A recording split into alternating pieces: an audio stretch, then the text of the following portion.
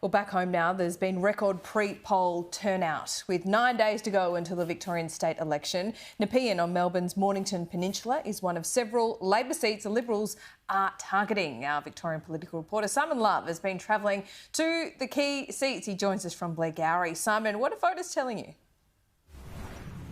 Well, there's all sorts of different issues at play here on the Mornington Peninsula, Laura, and it's a really interesting electorate because down one end you've got the towns of Portsea and Sorrento, which have some of Victoria's most lavish and expensive real estate. Down the other end you've got towns such as Rosebud, Capel Sound and other towns as well that have a lot of problems with homelessness and housing, and that's one of the big issues that voters brought up with us both at the pre-poll yesterday and also on the main street of Rosebud.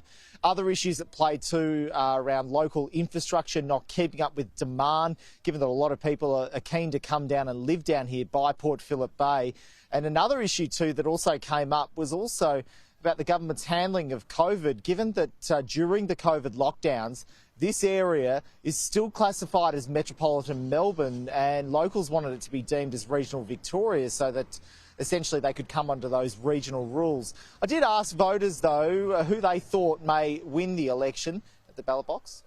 I think Andrews will win it again. Dan. I'm hoping that Labor wins. I'm hoping for a Liberal win. I'm hoping Daniel Andrews. I believe Labor will win it. Who do I want to win?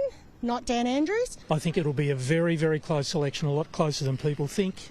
Labor, just. It is a tough call. I can't really say that one. I've got no idea. I really don't know. I'm sceptical, if not cynical, of both parties in their failure to deliver.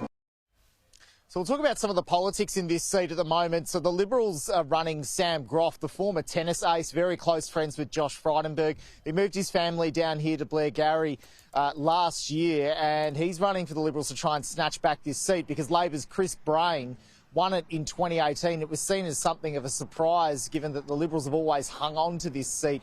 It's currently on a margin of just under 1%, so it's probably likely to swing. These were what voters were saying were the big issues here.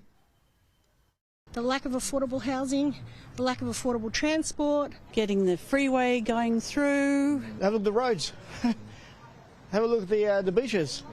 Nothing's been done about it. Potholes. Yeah, the health system. We need a new hospital. We've been needing that for years. Health is a big issue. Also transport. The environment is number one for me, and housing's a big issue, rental crisis. The housing shortage for the people who haven't got a house. Homelessness, and that'd be the biggest thing. So, judging on the mood on the ground that I've been detecting the last 12 hours, and as well speaking with Labor insiders, they're openly saying that they'll probably lose this seat. So, Laura, I predict this one will probably swing back to the Liberals on election night. OK, we'll all be watching. Simon, thank you. And don't miss the only televised debate of the Victorian election. Daniel Andrews and Matthew Guy go head-to-head at the Sky News People's Forum. That is Tuesday evening, live at 6:30 p.m.